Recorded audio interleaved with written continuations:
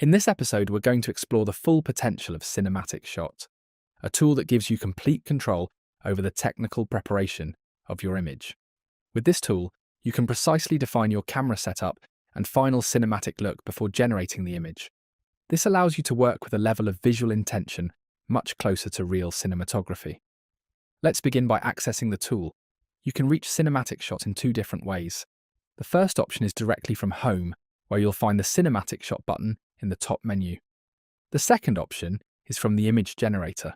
In the header of that section, select Cinematic Shot. Once inside, you'll see two main sections in the interface, Camera and References. Let's start with Camera. When you click on that section, a configuration panel opens with 4 adjustable parameters: camera, lens, focal length, and aperture. If you're not sure which settings to use, you can simply select Standard in each category. The tool will automatically adjust the most suitable configuration based on the shot type you choose later. If, on the other hand, you know exactly what look you're aiming for, you can manually choose each of those settings.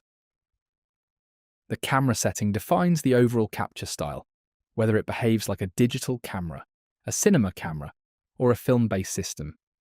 The lens selection influences the visual character of the image, affecting distortion, perspective, and overall optical behavior. You can select from more than 10 different lens types. Next, choose the focal length. The shorter the focal length, the wider the field of view. The longer it is, the tighter and more zoomed in the framing becomes. Finally, select the aperture. In images where you have a subject in the foreground and a background behind it, a lower aperture value produces shallower depth of field, meaning more background blur. On the other hand, a higher aperture value increases depth of field, resulting in a sharper background. Once all camera parameters are configured, we move to the References section. The first tab allows you to define your character if you want a specific person to appear in the image. You can select from previously created characters, choose from your gallery, upload from your laptop, or simply drag the image into the box. If you need more than one character, just drag them into the character box. The same process applies in the Element tab. If your scene includes one or more specific elements, you can upload them here. In our example, we'll add a motorcycle, then we'll add a helmet that our character will be wearing, which will automatically create a second element. Next, we move to Shot Type. In the pop-up menu, you can select the framing for your image. Each shot type includes a visual example, making it intuitive to choose the one that best fits your scene. In this case, we'll select a wide shot. Now let's move to Film Stock. Here you can choose from a wide range of film simulations that influence the color and texture of your image. For this example, we'll select Saturated Film. After that, we have Movie Look.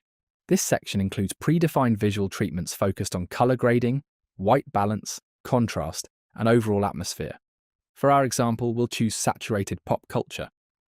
Finally, in the References section, you'll find the Upload tab. This allows you to add any additional visual reference, such as an environment or background. In this case, we'll upload an image of a desert highway landscape. You can add as many references as you need.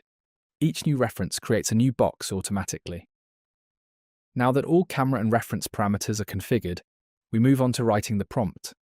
In Cinematic Shot, it's especially important to clearly define how the references you've added relate to each other inside the prompt, using the @ symbol to specify what connects to what, just as we're doing in this example.